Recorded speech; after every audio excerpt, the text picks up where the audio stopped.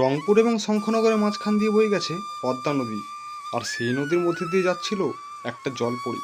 কিন্তু আশ্চর্যভাবে ঝড় বৃষ্টির কারণে সেই জলপরী কিছুদিনের জন্য সেই জায়গাতেই থাকার চিন্তা ভাবনা করে। এই ঝড় বৃষ্টিতে পদ্মা নদীর ঢেউ এত বেড়ে গেছে যে আমার আগে যেতে খুব প্রবলেম হচ্ছে, আর আগে যাওয়া ঠিক হবে না। কিছুদিনের জন্য আমি এইখানেই থেকে যাই। রংপুর এবং শঙ্খনগরের বেশিরভাগ লোকই জেলে ছিল, তার জন্য এখানকার লোকের সেই পদ্মা নদীর ওপরেই তাদের জীবনের রেখা ছিল। এই নদীতে স্নান করা, বাসন মাজা, কাপড় কাচা এবং গরু বাছাদেরকে স্নান করানো সব কিছুই হতো। কিন্তু এখানকার লোক সবসময় ঝগড়া করতো, আর এই ঝগড়া জলপরীর নিচ থেকে শুনছিল। আর শোন ঘনশ্যাম, আমার এই ধারের মাছ যদি তুই ধরিস না, তাহলে কিন্তু খুব ভালো হবে না। কারণ আমার এই ধারের মাছ আমার কিন্তু একটু বেশি পাওনা। নরেশের এই কথা শুনে ঘনশ্যাম খুবই রেগে গেল। সে দেখছে যে নরেশের ছিপে সবসময় মাছ আটকাচ্ছে এবং তার ছিপে কেবলমাত্র একটাই মাছ আটকেছে। এটা কি মজা হচ্ছে নাকি? আমার ভাগের সব মাছ তুই কেন ধরছিস? তোর ছিপে এতগুলো মাছ উঠলো, আর আমার ছিপে এতক্ষণে মাত্র একটা। তুই মাছ ধরতে জানিস না, এই জন্য তোর ছিপে মাছ আটকাচ্ছে না। শুধু শুধু আমার দোষ দিচ্ছিস কেন? কি বললি তুই? তোর এত বড় সাহস আমি মাছ ধরতে জানি না? আরে, এই দুই গ্রামের লোক তো বড়ই অদ্ভুত। একে অপরের সঙ্গে এরকম ঝগড়া কেন করছে? আগের তুলনায় ওদের ঝগড়া অনেক বেশি বেড়ে গেল, যেটা অনেকক্ষণ ধরে চলল। আর এদিকে নরেশের বউ স্নান করার জন্য নদীর এক ধারে এলো, আর নদীর অন্যদিকে বাবলির মা কাপড় কাচছিল।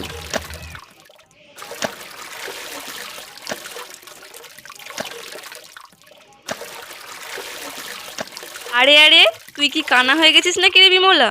তুই দেখতে পাচ্ছিস না আমি স্নান করছি? তাও তোর কাপড়ের শার্পের ফেনাগুলো আমার দিকে দিচ্ছিস? না না, একদমই না। আমি তোর দিকে কেন সার্ফের ফেনা দিতে যাবো? আমি তো এখানে কাপড় কাচছি। এখন ফেনা যদি তোর দিকে বয়ে চলে যায়, তাহলে আমি কি করব? তুই এরকম কুকুরের মতন চিল্লাস না, বুঝতে পারলি? কি বললি? আমি কুকুরের মতো চেঁচাচ্ছি? আর তোর আওয়াজ মনে হয় তোতা পাখির মতো?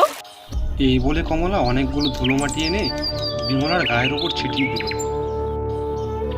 এটা তুই কি করলি? ছি ছি ছি, তুই জেনে বুঝে আমার গায়ের পর ধুলো দিয়ে দিলি। আর ওই কেউ কি আছো? একটু দেখো তো, ওই তিতলির মা আমার গায়ের পর ধুলো ছিটিয়ে দিল। আরে বাপরে, এই গ্রামের ছেলেদের মতো মেয়েগুলো তো খুব ঝগড়া করে। বিমলার চিল্লানোর আওয়াজ শুনে সেখানকার কিছু লোক জড়ো হয়ে গেল। এটা দেখে তিতলির মাও কিছু লোককে ডেকে নিল। এরপর আর কি হবে, দুটো গ্রামের মধ্যে লেগে গেল বিশাল ঝগড়া, যেটা দুপুর থেকে বিকেল পর্যন্ত চলল। আর বিকেলের পরে পদ্মা নদীর ধারে রংপুর এবং শঙ্করনগরের ছেলেগুলো খেলতে এসেছিল। আর খেলতে খেলতে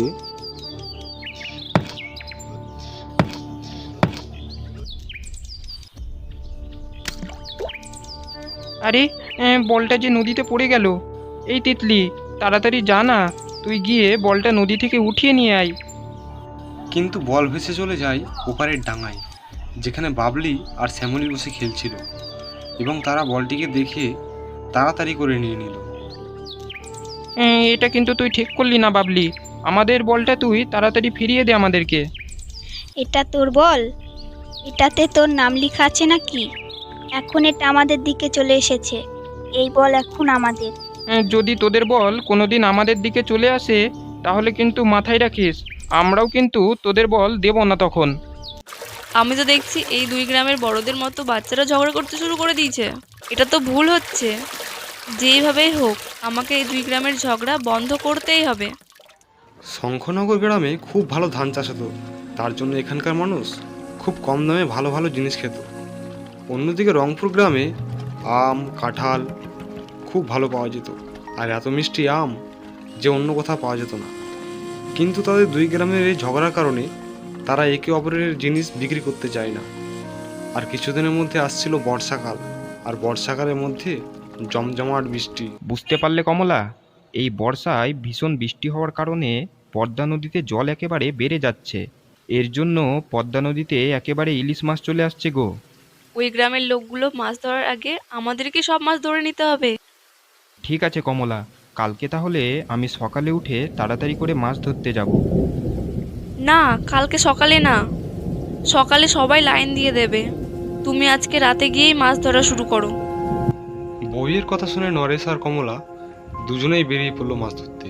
আর অন্যদিকে ঘনশ্যাম আর বিমলা সে রাতেই মাছ ধরছিল। তারপর নরেশ ছিপ ফেলার পরে সেই বংশীটি গিয়ে আটকায় জলপরির পিঠে।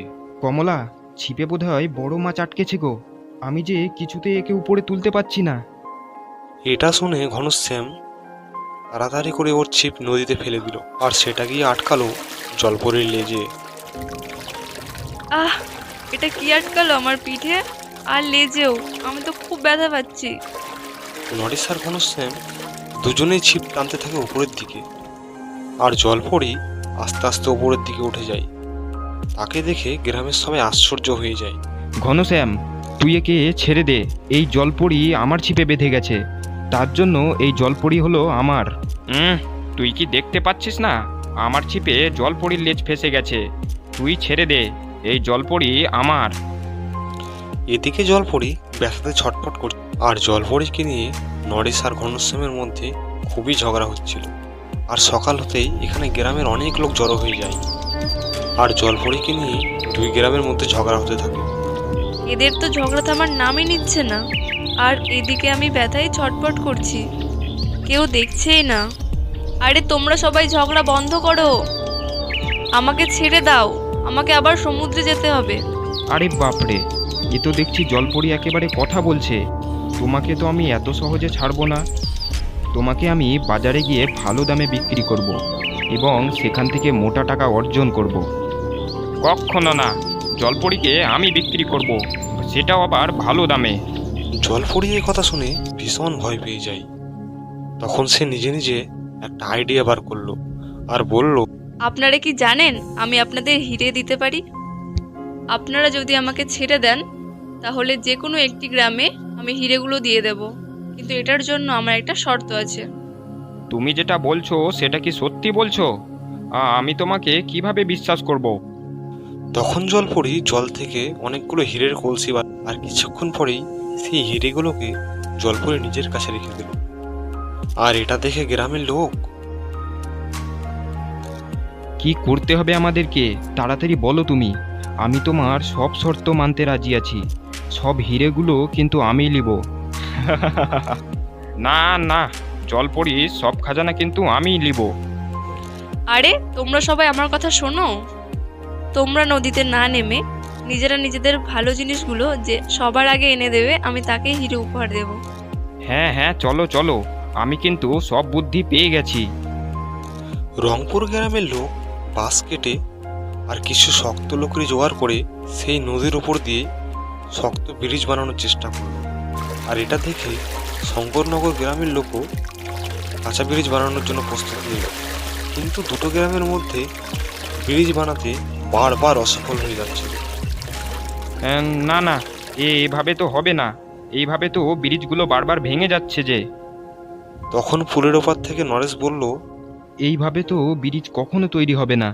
কিন্তু আমরা যদি জলপরির শর্ত না মানি তাহলে এই হিরেগুলো আমাদের দুজনের মধ্যে কেউই পাবো না।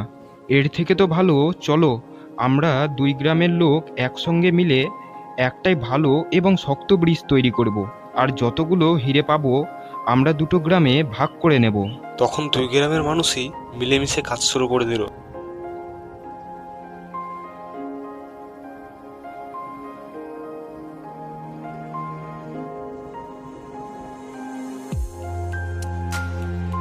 আর কিছুক্ষণের মধ্যেই একটি মজবুত এবং শক্ত ব্রিজ তৈরি করে দিল।